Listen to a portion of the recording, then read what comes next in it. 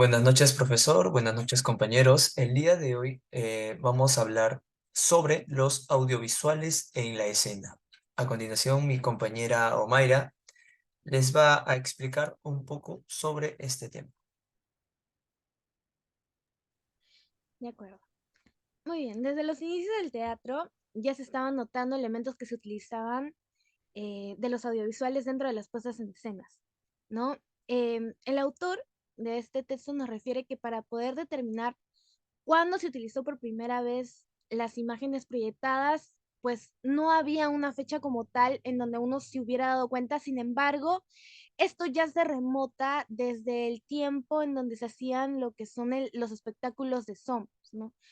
Estos no tienen un origen exacto porque una de sus características principales era el absorber las tradiciones escénicas que existían en cada religión, en cada lugar, y al mismo tiempo se diferenciaban y se retroalimentaban de cada una de ellas. Estas manifestaciones se desarrollaron en Asia, en Europa y también en una parte de África.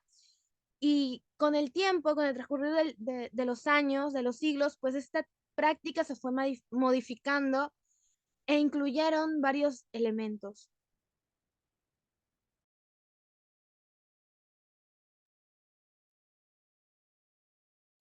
Así es, tal cual como dice mi compañera Omaira, otro elemento que surgió casi al mismo tiempo que el teatro de proyecciones fue la linterna mágica, que surgió a la segunda mitad del siglo XVII y utilizaba la luz y estos recursos ópticos para crear imágenes.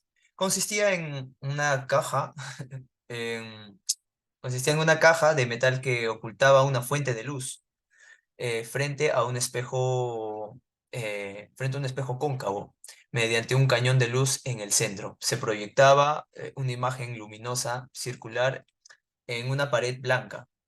La linterna mágica se basaba en fundamentos y técnicas previas a su época.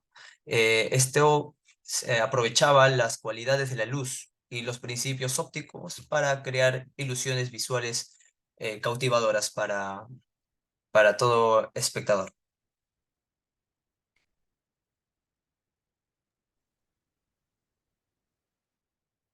Ok. En 1985, los hermanos Lumière crean el cine cinematógrafo.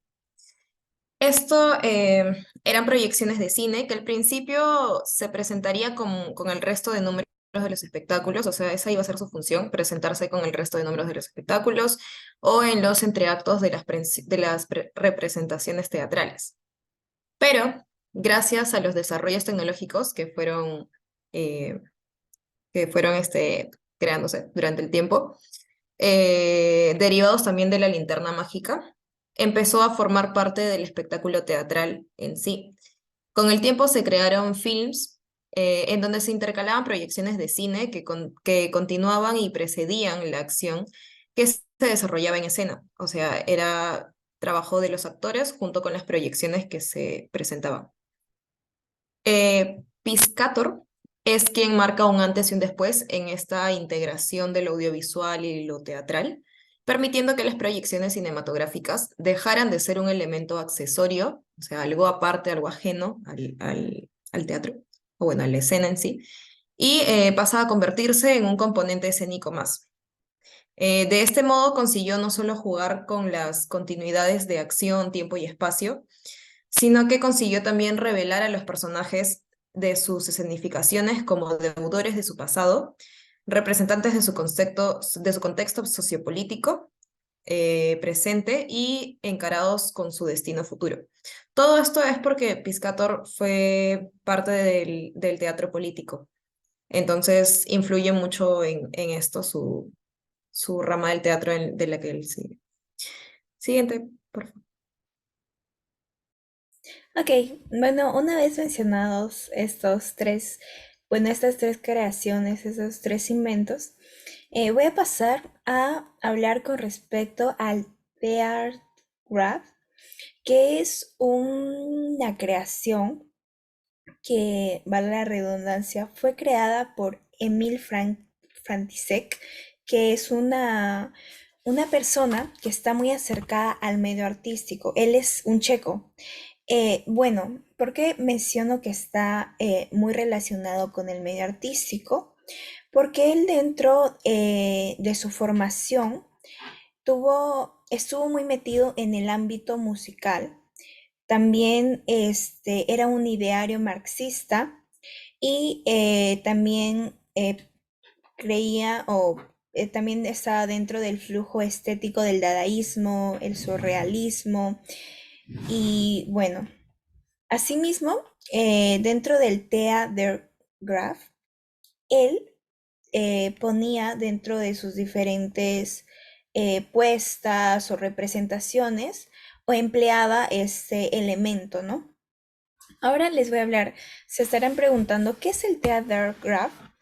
Bueno, este es un sistema escénico en el que él combina lo que vendría siendo el trabajo que hace el actor y una iluminación expresiva. O sea, ¿a qué se refiere con una iluminación expresiva? Como pueden ver en la imagen, son aquellas proyecciones de imágenes fijas y que también pueden estar en movimiento sobre superficies dispersas, ¿no? Y también estas cuentan con un espacio sonoro motor y se encargan de unificar el espectáculo. Bueno, dentro del Theatergraph, las imágenes se proyectaban dentro de una gasa que se colocaba en la embocadura del escenario. Es decir, que vamos, por así decirlo, es como si la colocaran como en una tela o como en un telón detrás de todo lo que vendría siendo la escenografía o ya sea lo que se estaba poniendo dentro de escena y se proyectaba en esta tela diferentes imágenes o cosas de ese tipo de estilo, ¿no? Entonces, de forma que las evoluciones del actor o de las acciones o diferentes cosas que vaya realizando el actor se vayan juntando y se vayan desarrollando por detrás, ¿no? Estas imágenes eran específicas o se elaboraban específicamente para cada puesta en escena.